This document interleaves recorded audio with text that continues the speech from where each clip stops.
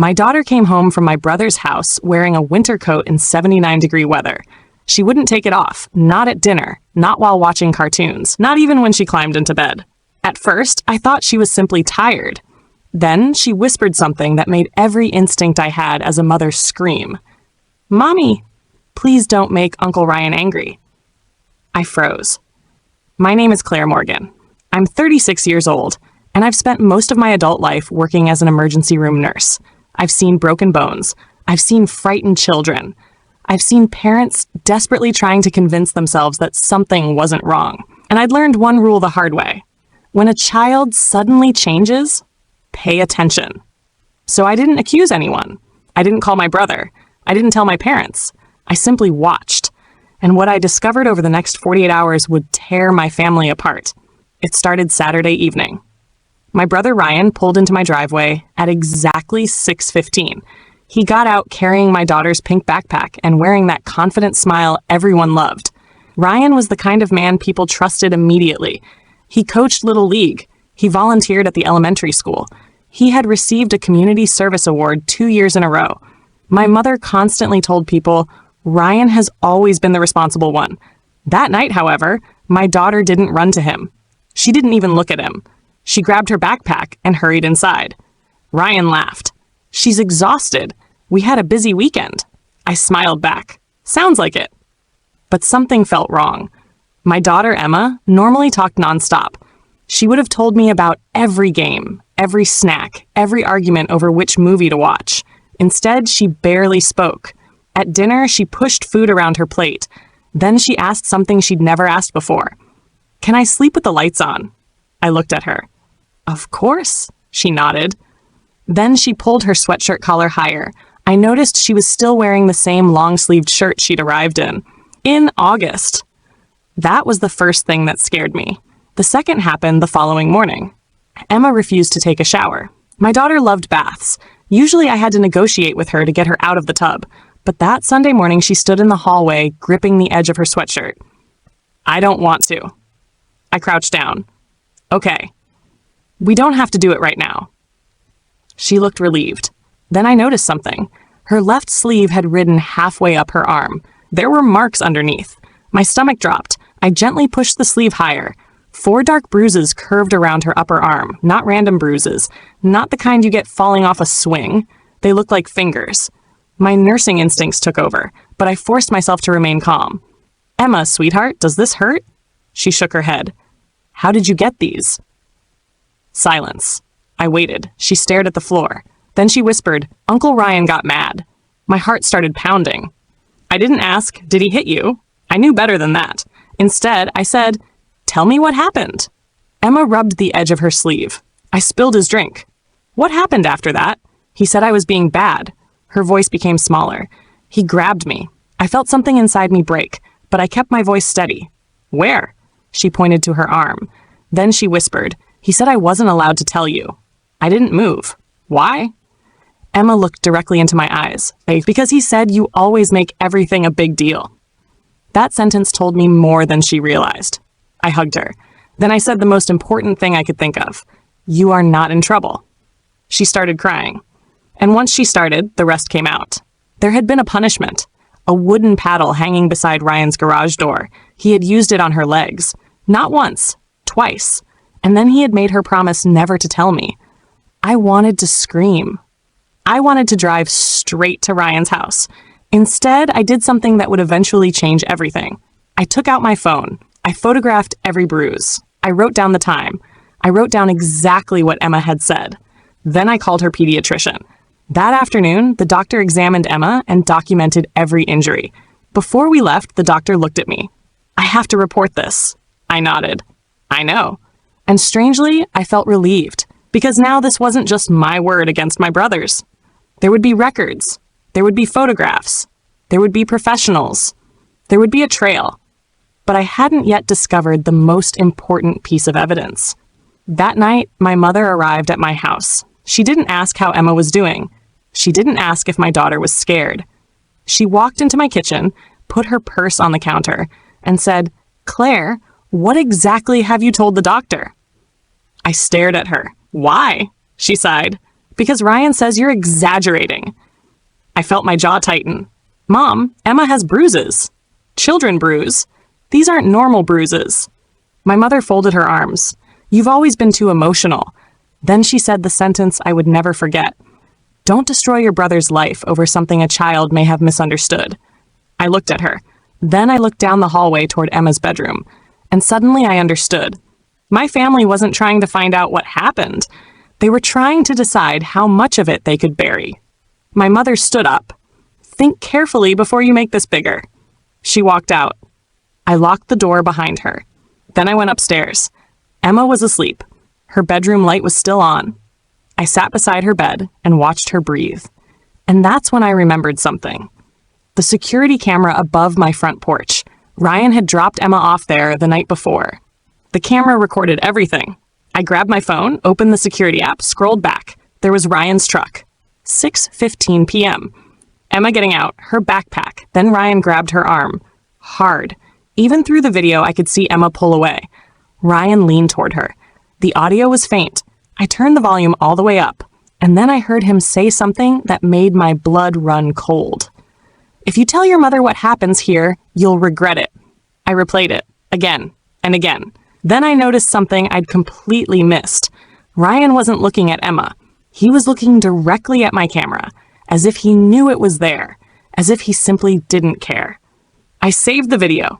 Then I made 3 copies, one on my phone, one in the cloud, and one on a flash drive, because I had finally learned something my family had spent years teaching me.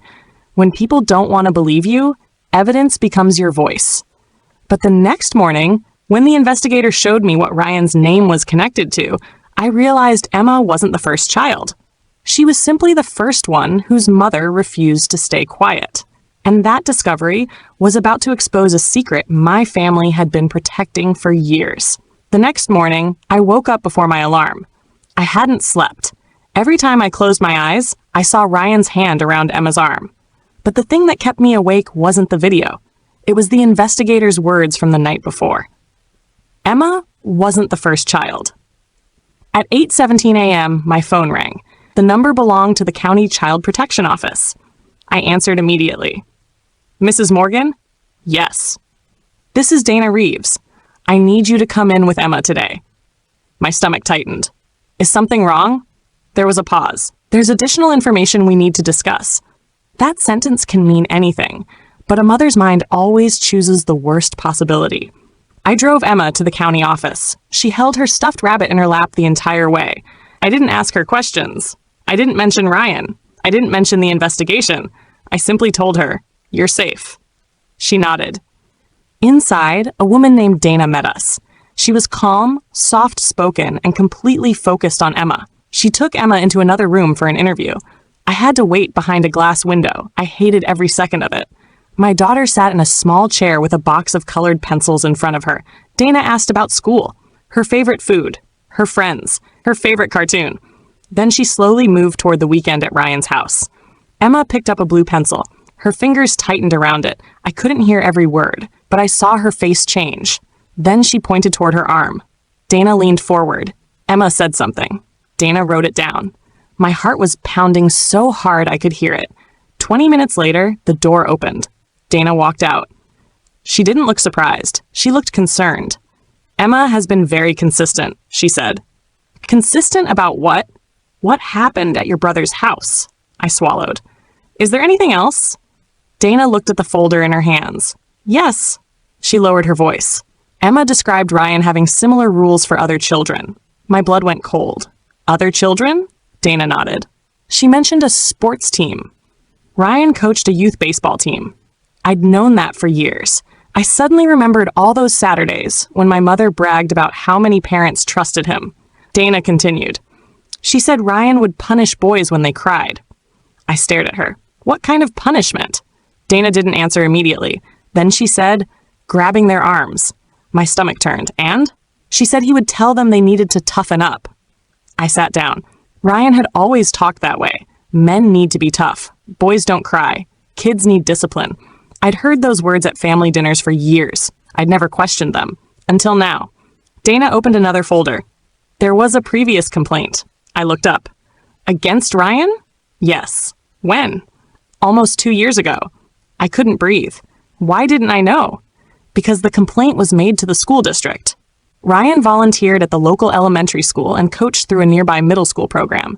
Who complained? A mother. About what? Dana hesitated. Her son came home from practice with bruising on his upper arm. I closed my eyes. The same place. The same pattern. The same excuse. I whispered, "What happened?" She reported it. And the school investigated. And? Dana looked directly at me. They classified it as unsubstantiated. I felt something inside me snap. Why? According to the report, there wasn't enough evidence. I laughed once. It wasn't funny. There wasn't enough evidence? I pulled out my phone. I have photographs. I know. I have medical records. I know. I have video.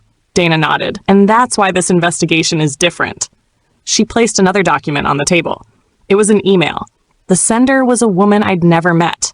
The subject line read, "Concern regarding Coach Ryan Morgan." My hand started shaking.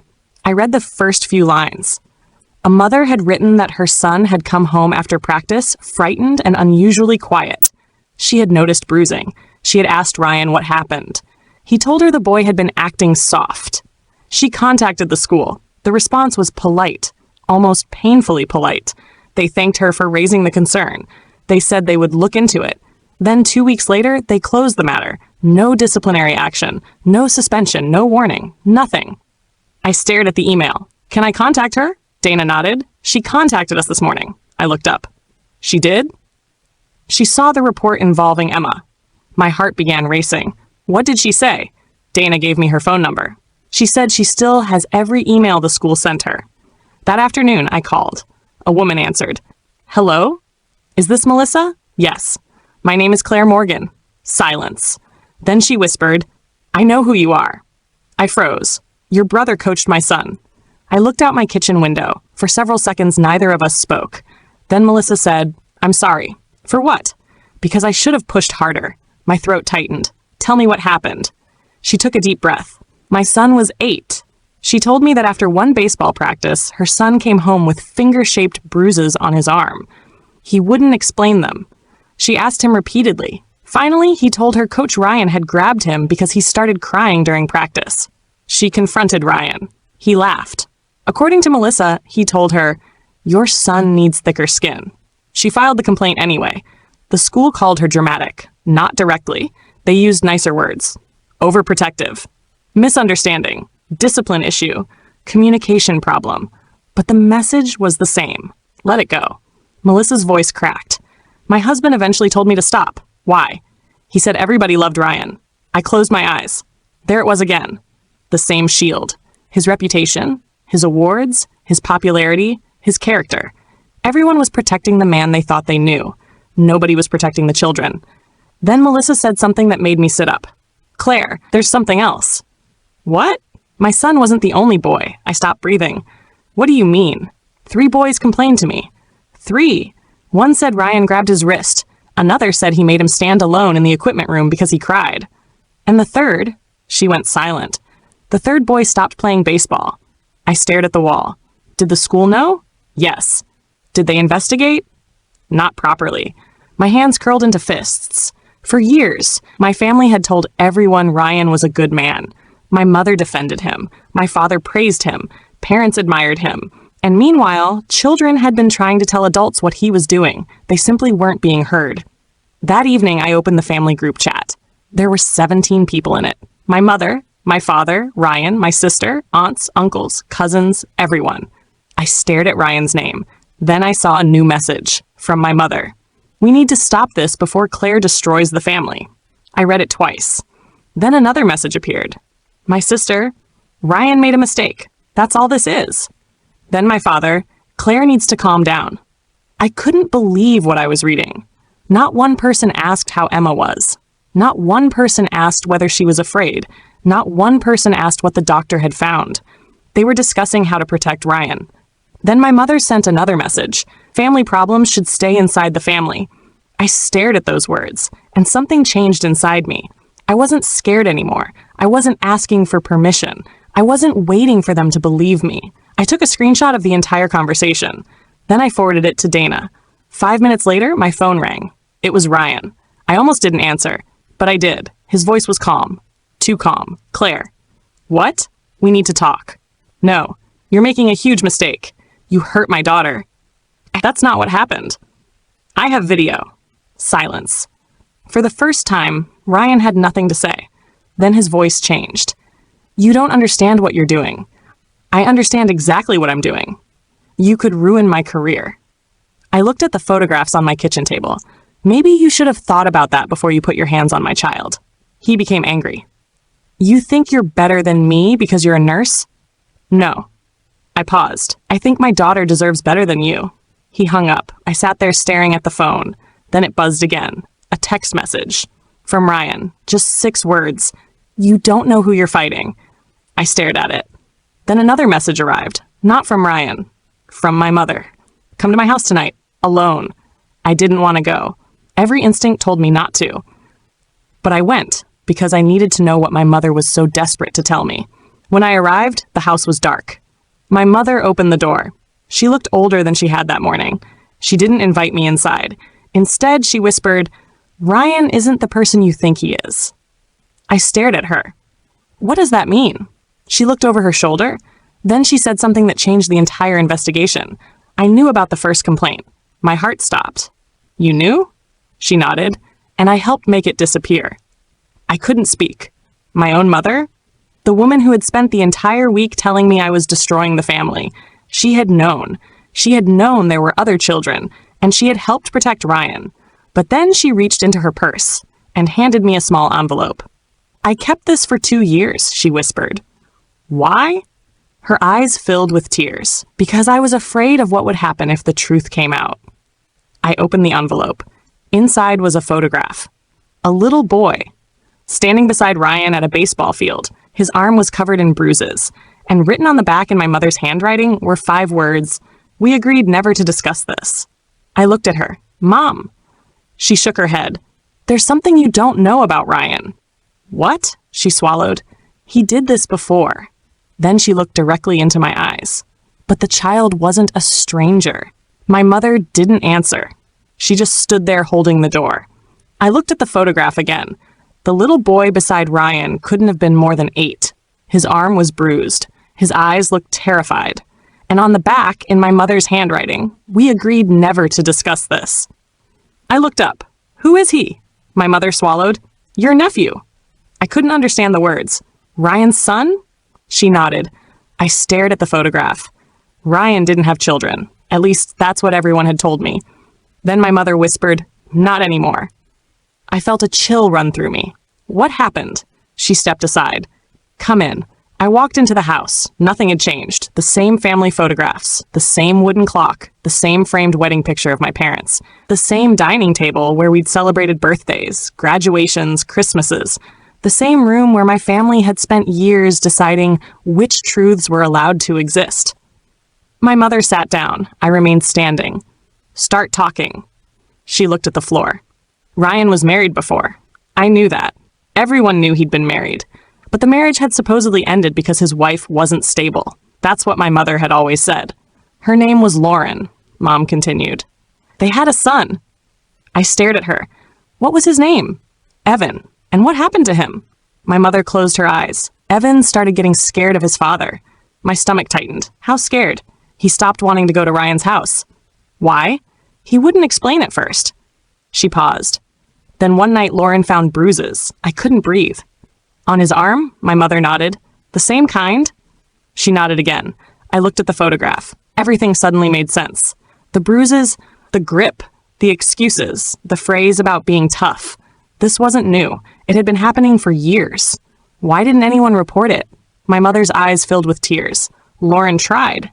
Then why? Because Ryan convinced everyone she was unstable. I stared at her. Everyone? She nodded. He said she was trying to destroy him. And you believed him? My mother didn't answer. That was answer enough. What happened to Evan? My mother's voice dropped. Lauren left. Where did they go? I don't know. Mom, I don't know where they are now. I slammed my hand against the table. You knew a child was being hurt. My mother flinched. And you protected him. I thought I was protecting the family. The family. My voice cracked. Mom, Emma is 7. She began crying. I know. No, you don't. I pulled out my phone. I showed her the photograph of Emma's bruises. Then the video. Ryan's hand around her arm, his voice, his threat. My mother watched the entire thing. When it ended, she didn't defend him. She simply whispered, "I was wrong." For the first time all week, I heard those words from someone in my family. But it wasn't enough. Where is Lauren? My mother looked toward the kitchen. "I have an old address." "Give it to me." She hesitated. "Mom," she finally stood. She walked to a cabinet and pulled out an old box. Inside were photographs, letters, and documents. She handed me a folded piece of paper, an address, 3 states away. Lauren's last known address. I took a picture of it. Then I noticed another document, a school incident report. I opened it. The date was 6 years earlier. Evan's name was at the top. Under nature of concern, someone had written, possible physical discipline by guardian. My hands started shaking. Then I saw the conclusion. No further action recommended. I looked at my mother. "Who signed this?" She didn't answer. I turned the page. There was a signature. Ryan's. He had been allowed to submit his own explanation, and his explanation said Evan was accident-prone. I felt sick. "Where did you get this?" My mother whispered, "Ryan gave it to me." "Why?" "He wanted me to know the school believed him." I stared at the paper. Then I noticed something else, a handwritten note in the margin. My mother's handwriting. "Don't let Abby see this." I looked up. "You hid this from me?" She nodded. "Why?" "Because you were young. I'm 36. Back then." I couldn't believe her. "You've been hiding this for 6 years." She nodded. "And now you're hiding Emma." My mother looked broken. "No." "Yes, no, Claire." She stood up. "I'm telling you now. Because you finally feel guilty." She didn't answer. I grabbed my coat. "I'm leaving." "Claire." I stopped. My mother whispered, "There's one more thing." I turned around. She pointed toward the box. "Look underneath the papers." I lifted the documents. There was a small USB drive. I stared at it. "What is this?" "I don't know." "Then why did you keep it?" "Ryan gave me that too." "When?" "After Lauren left." My blood ran cold. I took it. "What did he say was on it?" "He told me it was proof that Lauren was lying." I looked at the drive. "And you never opened it." She shook her head. I took it home. I waited until Emma was asleep. Then I connected the drive to my laptop. There were 6 files, 5 photographs, 1 video. The photographs showed Evan at different ages, 8, 9, 10, 11. The bruises were always different, but the location was the same. His arms, his wrists, sometimes his legs. I covered my mouth. Then I opened the video. It was only 47 seconds long. The camera appeared to be hidden inside a garage. Evan was sitting on a chair. Ryan stood in front of him. I couldn't hear the beginning. Then Ryan stepped closer. "Stop crying." Evan wiped his face. "I didn't do anything. You disobeyed me?" I said I was sorry. Ryan grabbed his wrist, hard. Evan cried out. And then Ryan said, "Nobody is going to believe you over me." The video ended. I sat frozen in front of the screen. Then I noticed something. The file had been created 6 years ago, but the last modified date was recent, 3 days earlier. I stared at the screen. Someone had opened the file. Recently. My phone rang. Unknown number. I answered. Nobody spoke. "Hello?" Silence. Then a man's voice. "You shouldn't have opened that." I knew immediately. Ryan, my blood turned cold. "How did you know?" He laughed softly. "Because I know my family." I stood up. "You gave that drive to Mom. I gave it to her years ago. You knew it was there." "Of course." "Why?" He didn't answer. Instead, he said, "You're making a mistake, Claire. You hurt my daughter. You still don't understand." "Understand what?" His voice became colder. "Your mother isn't the person you think she is." I looked toward the hallway. "What does that mean?" "You think she protected me." "Didn't she?" "No." He paused. "She protected herself." The call ended. I stood there holding the phone. For the first time, I wondered if my mother had told me the whole truth. Then I heard footsteps behind me. Emma. She was standing in the hallway. Her stuffed rabbit was pressed against her chest. "Mom?" I quickly closed the laptop. "What are you doing awake?" She looked at me. "Who was that?" "No one." She stared at me. Then she said, "Was it Uncle Ryan?" I didn't answer. She lowered her eyes. "He used to call me after you went to sleep." My heart stopped. "What?" Emma nodded. "He told me you wouldn't believe me." I crouched down.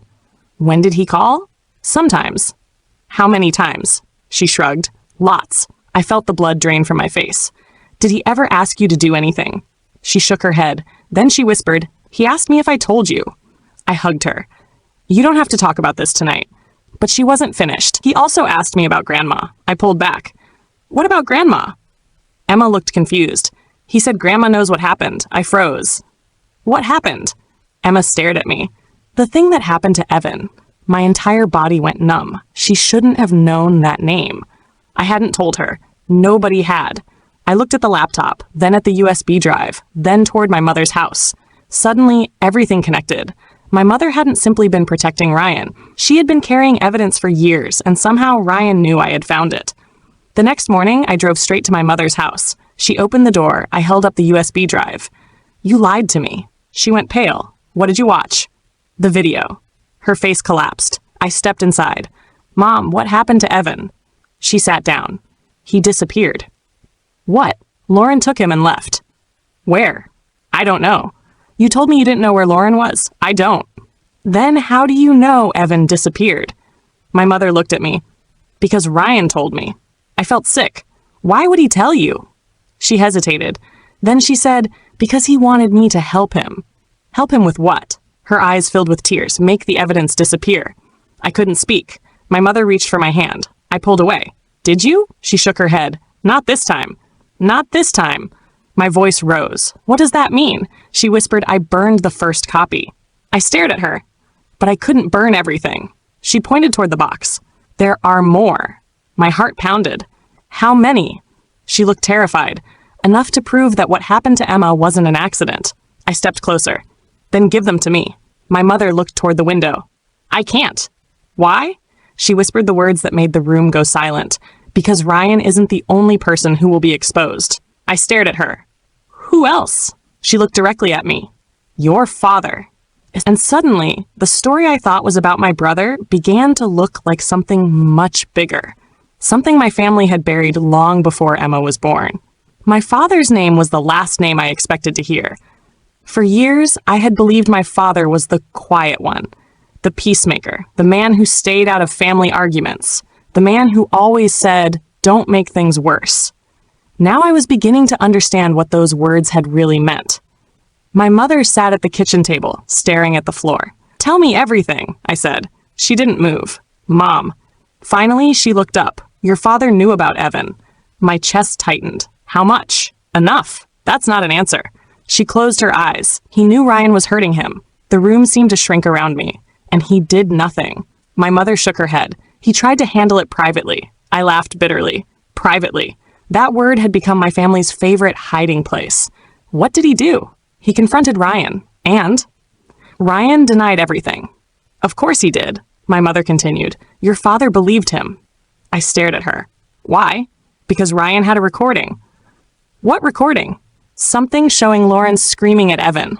I frowned. Lauren was screaming? Yes. Why? Ryan said she was unstable.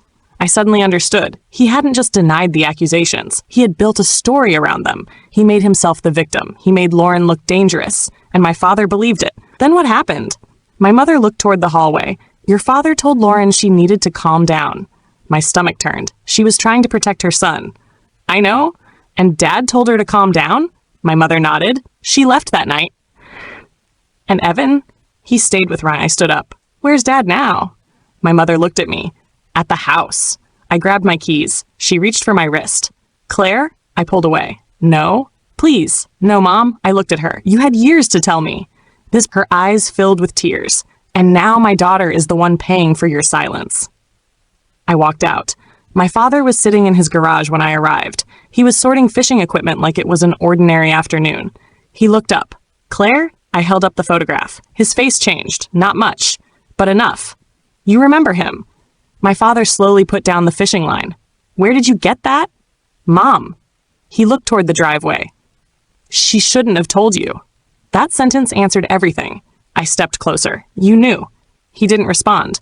You knew Ryan hurt Evan. Silence. You knew. Finally, he said, I knew there were problems. Problems? I placed the photograph on the workbench. These are bruises. He stared at it. Ryan said, I don't care what Ryan said. My voice cracked. You knew a child was afraid of him. My father stood. You're angry? Yes. You don't understand the circumstances. Then explain them. He couldn't.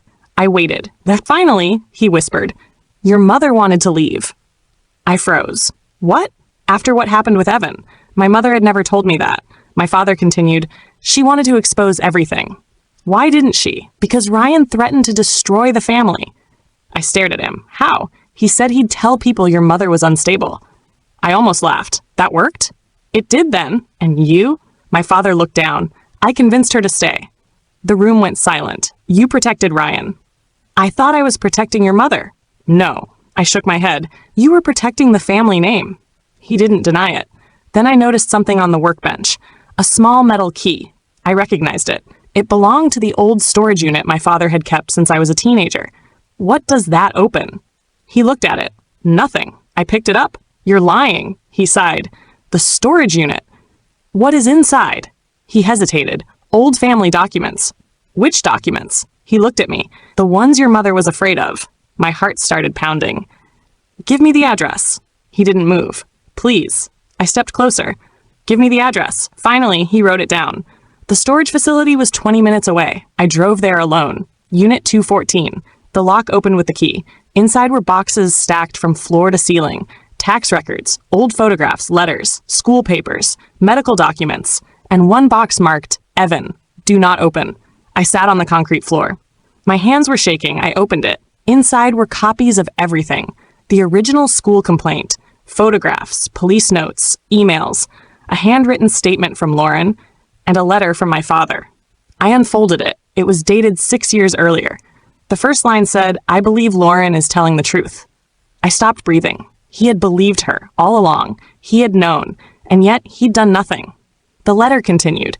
He wrote that Ryan was becoming unpredictable, that Ryan had threatened to expose family secrets, that he was afraid of what would happen if the police became involved. Then came the final paragraph. My father had written, for the sake of everyone, we need to keep this within the family. I stared at those words. For the sake of everyone. That's what families say when they mean, for the sake of everyone except the victim. I took photographs of every document. Then I found something else. A school personnel file. Ryan's. There was a disciplinary note from years earlier. It mentioned an incident involving a student. The details were vague, but one phrase jumped out. Physical restraint inconsistent with district policy. There had been another warning, another chance, another adult who knew something was wrong. And again, nothing happened. I photographed it. Then my phone rang. It was Detective Harris. Claire, where are you? At my father's storage unit. Silence. How did you know about that? My father gave me the key. The detective's voice became serious. I need you to leave the documents where they are. Why? Because we just received a warrant. For Ryan? No. My stomach dropped. Then who? We're investigating whether evidence was intentionally concealed. I looked around the storage unit. By who? The detective paused. We're not ready to say. Then he added, there's something else. What? The school district found another complaint. My heart sank. How old? 5 years. Another child? Yes. Same coach? Yes. Same kind of injury? Similar. I closed my eyes. How many complaints are there? We're still counting. That sentence stayed with me. We're still counting. I thought we'd uncovered the past. Instead, the past was still unfolding. That evening, I returned home. Emma was at the kitchen table coloring. She looked up. Mom, yeah? Are we going to Grandma's house? I sat beside her. No. Why? Because I need you to stay somewhere safe for a while. She nodded. Then she asked, is Uncle Ryan going to jail? I didn't know what to say. I don't know. She colored for a moment. Then she looked at me. Will he hurt another kid? That question broke me, because I knew the answer depended on what I did next. That night, Detective Harris called again. We found something on Ryan's computer. What? A folder. What was in it? Names. I sat up. Whose names? Children. My blood went cold. How many? 23. I couldn't breathe. 23? Some are former students, some are current. I stared at the wall. Are they all victims? We don't know yet. Then what are the names? That's what we're investigating. He paused. There's one name you should know. My heart started racing. Whose? He said it quietly. Emma. I couldn't speak. Why would her name be in his files? We don't know. What else was next to her name? Another pause. A date. What date? The day before she came home from his house. I stood up so quickly the chair fell backward. Detective, what are you saying? We believe Ryan had been keeping records. Records of what? We don't know yet. I looked toward Emma's bedroom. Her door was closed. The hallway light was on. I could hear her humming softly. She was safe, at least for tonight. Then Detective Harris said, "Claire, there's one more thing." "What?" "The folder wasn't created by Ryan." My blood turned cold. "Who created it? We're trying to determine that." "Can you tell me anything?" He hesitated. "Yes." "What?" "The account that created the folder belongs to someone in your family." I couldn't move. "My family?" "Yes." "Who?" The detective's answer came slowly. "Your father." I looked at the kitchen, at the photographs, at the old family calendar, at the life I'd thought I understood. My father hadn't simply known. He had been keeping records for years. But why? Was he collecting evidence to protect the children? Or was he keeping a list for someone else? I barely slept that night. At 5:42 in the morning, my phone buzzed. A text from my father. Only one sentence. "Come to the old house before the police get there." I stared at it. Then another message appeared. "There is something I never told your mother." I grabbed my coat, because whatever my father was about to reveal had apparently been hidden from everyone, even my mother. And when I arrived at the old family house, I found the front door already open. My father was standing inside. His face was pale. He pointed toward the basement. "Before you see what's down there," he said, "you need to understand one thing." "What?" He looked directly at me. "Ryan didn't start this." I felt my stomach drop. "Then who did?" My father swallowed and whispered, "Your grandfather." The basement door was open. I stood at the top of the stairs, staring into the darkness. My father remained behind me. "Your grandfather?" I whispered. He nodded. "What did he do?" My father didn't answer. He walked downstairs. I followed. At the bottom was a room I'd never seen before. There were filing cabinets along every wall, boxes, old photographs, school records, letters, names, dozens of them. I walked toward the nearest cabinet. Every folder had a child's name on it. I opened one. A boy. Another. A girl. Another. I looked at my father. "What is this?" His voice shook. "Records." "Of what?" "Children who complained." I stared at him. "How long?" He looked away. "Almost 30 years." I felt sick. My grandfather hadn't just hidden one incident. He had created a system. Whenever someone accused a family member of hurting a child, the complaint was collected, investigated privately, then buried. I opened another folder. A school complaint, a medical note, a parent's letter, then a familiar name. Ryan. I pulled it out. The first complaint against him had been filed when he was only 19. He hadn't been a coach yet. He'd been working at a summer recreation program. A teenager had accused him of grabbing her. My grandfather had handled it. No police report, no formal investigation, just a handwritten note. Family matter. Resolved internally. I looked at my father. "You knew." "I was 17. "You knew." He nodded. "I was afraid of him." "Your father?" "Yes." My father sat down on an old wooden chair. He controlled everyone. I looked around the room. "Then why keep all these records?" He rubbed his face. "Because eventually I realized I couldn't protect people by pretending nothing happened." "So you documented everything?" "Yes." "Why didn't you go to the police?" He looked at me. "Because I was a coward." That was the first honest thing he'd said. I thought keeping the evidence would be enough. It wasn't. "No." He shook his head. "It wasn't." Then he pulled a folder from a locked drawer. "This is why I asked you to come." I opened it. Inside was a letter from my grandfather. It was dated 12 years earlier. The first sentence made my stomach turn. "Ryan has the same weakness his father had." I read on. My grandfather knew. He knew Ryan had a temper. He knew Ryan had been accused. He knew children were afraid of him. And instead of stopping him, he wrote, "The family cannot survive another scandal." I dropped the letter onto the table. "All these years." My father nodded. The silence became part of the family. I thought about Emma. Her bruises, her fear, her question, will he hurt another kid? I suddenly understood. The cycle didn't survive because everyone was evil. It survived because ordinary people kept choosing silence. One person stayed quiet, then another, until silence became tradition. I picked up my phone. "I'm calling Detective Harris." My father didn't stop me. Good. The detective arrived less than an hour later. When he saw the basement, he stared in silence. Then he called for additional investigators. Boxes were photographed. Files were cataloged. Names were entered into evidence. For the first time, everything that had been hidden was being documented properly. My father handed over the original records, including the documents involving Ryan, including the evidence involving my grandfather, including the records that proved the family had known about earlier accusations. It was no longer a family secret. It was evidence. 3 weeks later, the investigation exploded. The school district announced an independent review.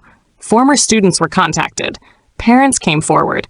More complaints surfaced. Some were decades old. Others were recent.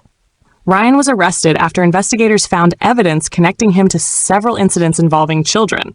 His lawyer claimed the allegations were exaggerated. Then, the doorbell footage was released. The 22-second recording showed Ryan grabbing Emma's arm. The audio captured his threat.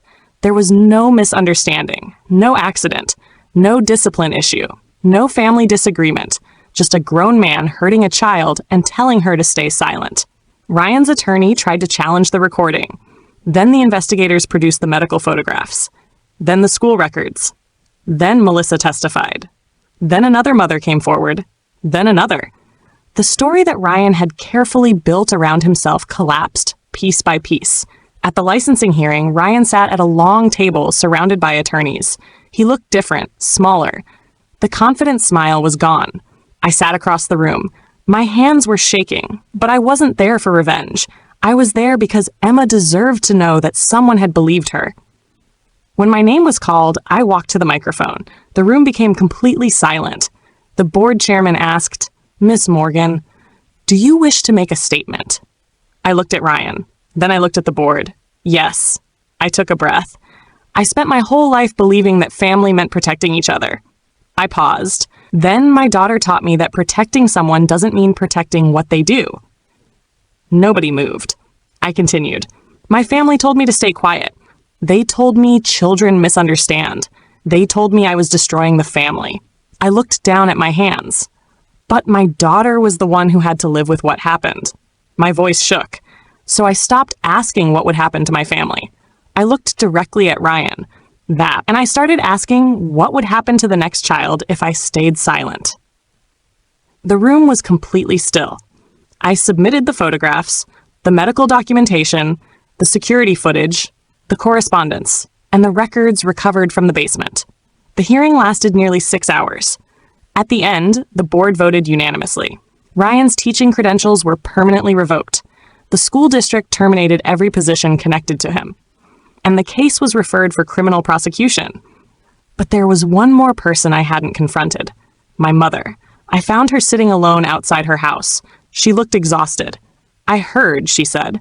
I sat beside her. For several seconds, neither of us spoke. Then she whispered, "I'm sorry." I believed that she was. But forgiveness wasn't the same as trust. Why did you protect him? She looked down. Because I was afraid. Of Ryan? She shook her head. Of becoming the person everyone blamed. I didn't understand. She explained that she'd spent her entire life being taught that family reputation mattered more than uncomfortable truth. Her father had taught it to her. She taught it to my brother. And without realizing it, she'd almost taught it to me. I thought keeping the family together was the same as keeping it safe. I looked at her. It isn't. She nodded. I know. I stood. I love you. She began crying. But I can't pretend nothing happened. I know. And Emma won't be going back to your house. My mother closed her eyes. I understand. That was the end of our conversation. Not dramatic. No screaming, no revenge speech. Just a boundary that should have been set years earlier. Months passed. The investigation continued. Other families came forward. Some cases were old enough that there was little the authorities could legally do. But their stories were finally documented, and that mattered. Melissa contacted me one afternoon. She told me her son had started playing baseball again. Not for Ryan, for himself. She said he still hated coaches who yelled, but he no longer hated the game. I cried when I heard that. Emma was changing too. She stopped asking whether the lights needed to stay on. She started sleeping without the bedroom door open. She began laughing again. One evening I found her sitting at the kitchen table drawing. "What are you making?" "A house." I looked at the picture. There were 3 people. Emma, me, and a little dog she'd been begging me to adopt. I smiled. "Where's everyone else?" She shrugged. "This is my safe house." I hugged her. Then she asked, "Mom?" "Yeah?" "Did I do something wrong?" My heart broke. No? Then why did Uncle Ryan do it? I thought carefully before answering, because sometimes adults make terrible choices. She looked at me. But you stopped him? I smiled through my tears. No. I touched her hand. You helped me stop him. She smiled. And that was when I realized the real victory hadn't been Ryan losing his career. It hadn't been the investigation. It hadn't been exposing my family. It wasn't even seeing the truth finally become public. The victory was watching my daughter believe her own voice again. A year later, the old family house was sold. My father testified about the records. My mother never tried to defend Ryan again, and I never returned to pretending that silence was love. I still work at the hospital. I still document everything: dates, times, words, details. But now I understand why. Because sometimes the smallest detail becomes the piece of evidence that finally breaks a wall built by years of silence. And whenever someone asks whether I regret exposing my family, I give them the same answer. I lost relatives. I lost invitations. I lost the family image I had spent my entire life believing in. But I kept something far more important: my daughter's trust. The last time Emma and I talked about what happened, she asked me one question. Mom, why didn't Grandma tell the truth sooner? I thought about all those locked cabinets, all those hidden files, all those children who had been told to stay quiet. Then I answered, because sometimes people are more afraid of what the truth will destroy than they are afraid of what silence will allow. Emma thought about that. Then she said, but you weren't. I hugged her. No. I looked at her. I was afraid too. I smiled. I just decided you were worth being brave for. And that became the one thing I wanted her to remember. Not the bruises, not Ryan, not the family that chose silence, but this. When everyone around you tells you to be quiet, the truth doesn't become less true. Sometimes it simply needs one person brave enough to say it out loud. And sometimes that person is a 7-year-old girl who finally whispers, Mom, something happened. And a mother who decides to listen.